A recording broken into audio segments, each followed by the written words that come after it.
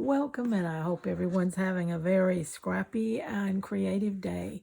I thought you might want to see where I'm at on my large Stitchery book cover. I'm really moving along. I am so pleased with it. Last time I finished the lace, and I showed you that after I watercolored it. And then I put the extra layer of batting, well, not extra, actually an extra layer of batting, but this quilted piece of eyelet had its own batting. So I've got two layers there that way, okay? Then I told you I was going to tie the quilt, and excuse me, and tie the book cover. And that's exactly what I did. And you can see I've been using the coordinated colors of thread, and I've tied the back and the front, and you can see that I just love that. It's beautiful texture, little nibby things on there, look so cool.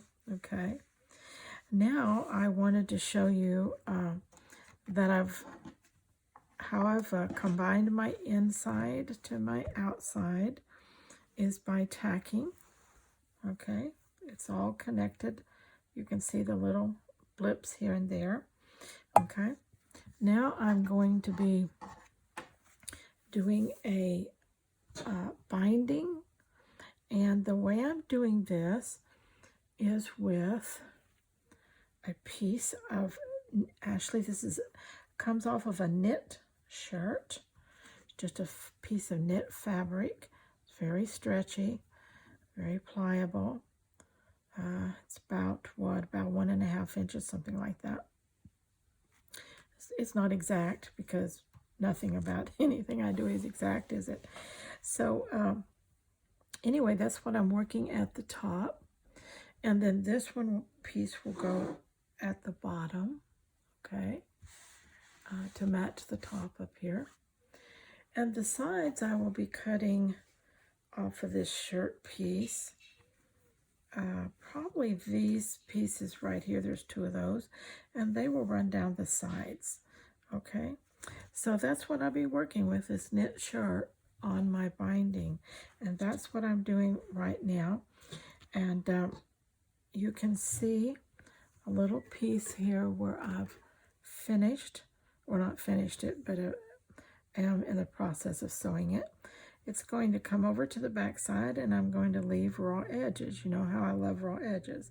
And I'll be sewing that down, probably with a double layer of stitching, but leaving a raw edge. How I'm attaching this is I'm just, turn it here. I'm lining up the knit with the edge of the book cover, and I'm being careful that I don't stretch it, don't pull on it too much, let it just kind of lie the natural way it wants to lie.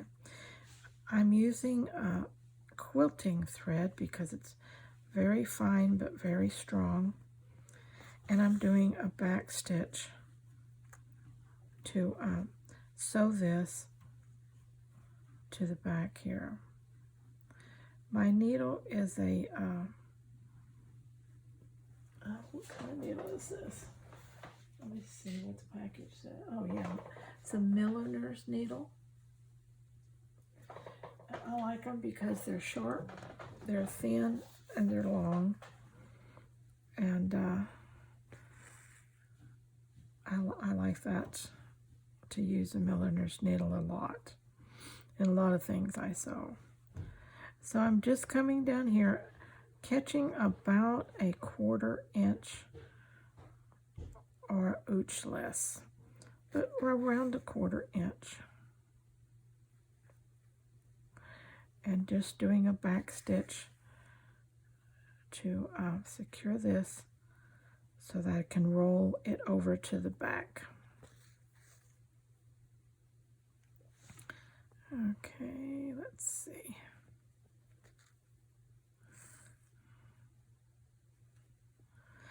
I love working with knits for bindings because they are so forgiving and so easy because the fabric is so pliable. When you need to squunch or pull. You can do either one in places where you just really have to have some flexibility. Okay.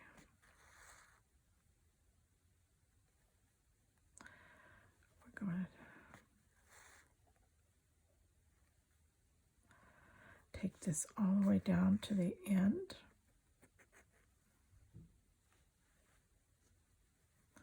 The back stitch here with this quilting thread is going to be ultra strong. This binding is not going to come loose, okay?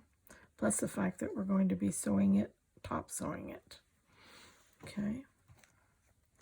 Let's bring it to the back and tie off a knot.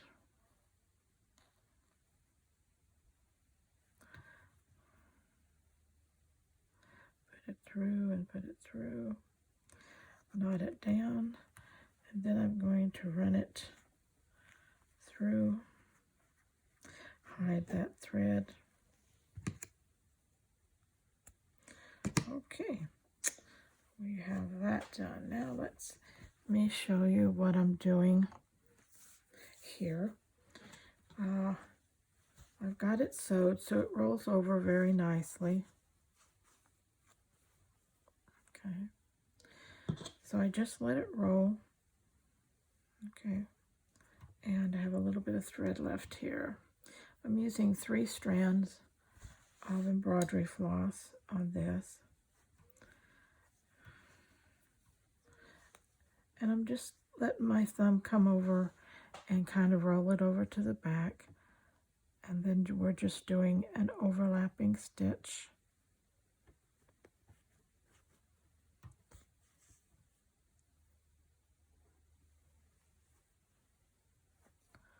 Okay, I'm not stretching it, I'm not pulling it really tight or anything like that. I'm just kind of laying it over easily.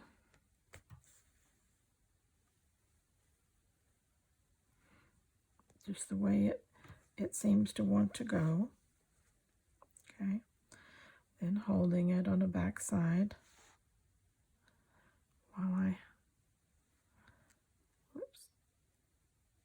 get it attached. It's another reason I like long needles. Okay, just roll it over and then just do an overcast stitch.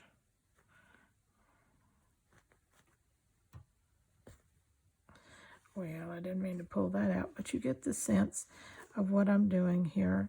I'm just overcasting this whole thing here. Let me redo this needle.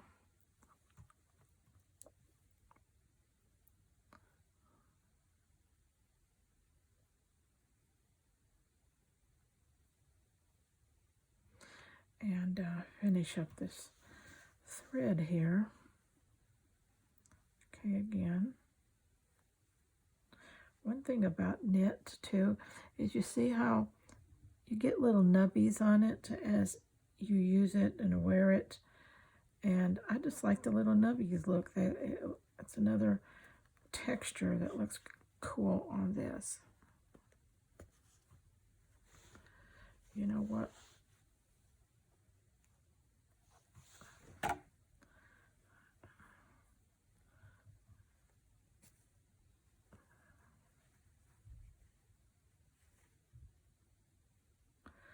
I did not mean to roll that all the way over and catch that. I'm not paying attention to what I'm doing. Now I've caught that on that side, which is, you know, which is going to be okay, but I really don't want it caught so that I can work it the way I want to work it, okay? So I pull it out. That's what I've been doing. I don't know what I'm talking about here. But yeah, that's that way I can still overcast, but then I can hide my overcast stitches when I roll this over to the back. Well, I'm just having all kind. There you go. When I roll it over to stitch it on the back side. Okay.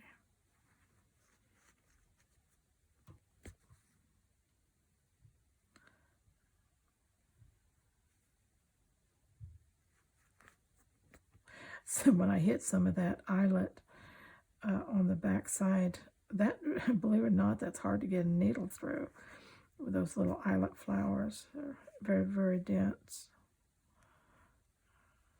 Yeah, that's how it's working. Much easier. Then I will roll it over and catch it on the back side.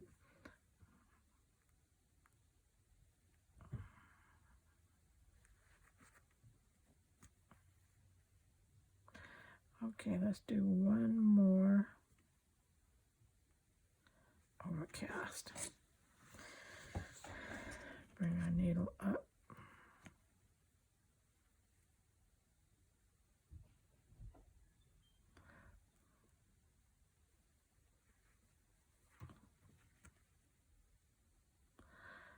What I'm going to do here is I didn't leave really enough to knot, so I'm just going to back stitch it several times. Catch that, and then time I sew it in again from the back side, it'll be secure. All right, let's get that. Okay, now, forget that boo-boo. We will be rolling this over and sewing this down on the back side. So we'll go ahead and pin this part that's done here.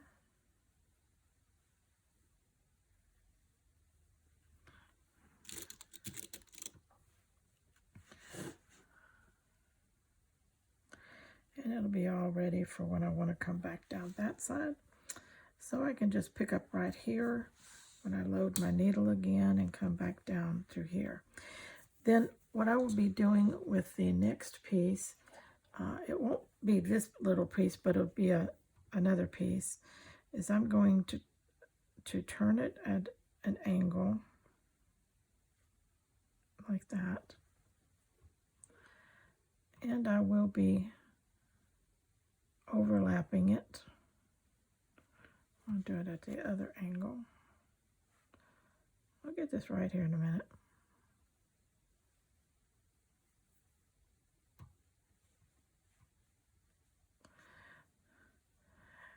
And then I will come in after I get it at that angle, turn it up at the edge like that.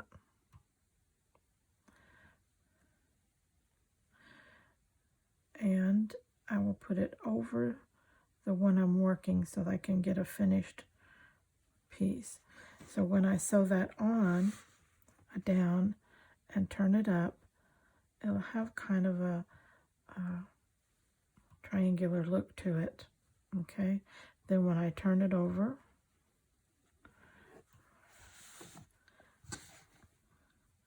it'll come over to the back side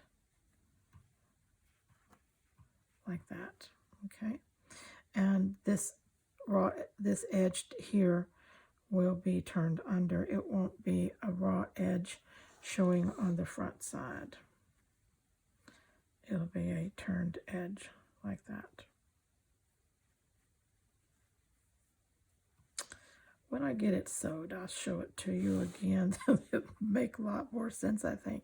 But anyway, where I connect the two, where I connect these pieces of binding, I don't want a raw edge, so I will turn that as I work it. Okay, and I will work myself around this, and we will have a nice looking binding. It's very neat from the front side. And the inside is going to be more scrappy, raw edge, because it's going to match all the stuff that's going on the inside, which is everywhere.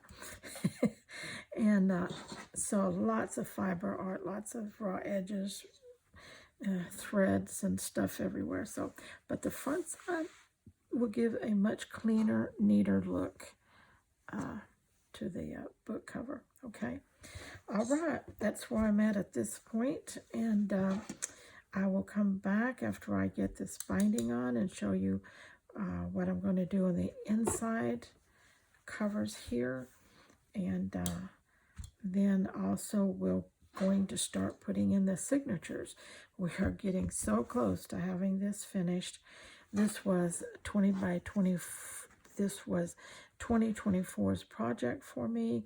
This was the Large Stitchery Book Challenge that I started last January, and I am going to be able to complete it this month, this year, and I'm just so thrilled with that. And I love having a book to put not all, but lots of my fiber art in to keep it safe and together in one place. All right, till next time, let's all stay very, very, very scrap happy. Well, it's coming even more and more. I've got my binding around the edges, okay, all around the edges. Let me move this around so you can see. All right, you can see what I've done here. And I've done that little overlap stitch on it all around, just changing thread colors as I went around. So I got it sewn and turned, and the top part sewn. Now I'm working on the inside of this cover, and what I'm doing is I'm again sewing this time a straight stitch along about the same 1/4 inch that I took, that I turned, and so I'm sewing that along. This is going to be a very sturdy binding when it gets done. Now I've come across here and down here, and right now I'm coming up through here. What I'm going to do next, I believe, if I don't change my mind, is I'm going to take this lace and I'm going to use it to finish off that raw edge, okay, like that. I'll be hand sewing that all along the inside, like that, okay. So that's what I'll be doing next, as soon as I get finished stitching around the outside edge. That will cover all the raw edges on the binding, front and back, and lots of stitching so that it's completely and securely bound. Okay, and then after that I'll have to decide on what, if any, decoration goes on the inside. I do believe I am going to put a couple things on the inside, so you'll have to stick around for that one. All right, that's where I'm going with this, and when I get a little further, I'll be back to show you how it's going. Till next time. Okay, I've got the binding completed, front and back, and I wanted to show you how this is looking. Let me turn it long ways so you might get a little better look that way. With reinforcing the spine back here with extra padding, it really defines that spine and will help keep the book shape. It won't just, the book will look more like it has a spine rather than just a complete wraparound. Hopefully, anyway, that's my idea there. But you can see that it does give it more of a spine look just by itself like that. So just a little enforcement that hopefully makes it, holds all those bulky pages that I have of fiber art to go in it.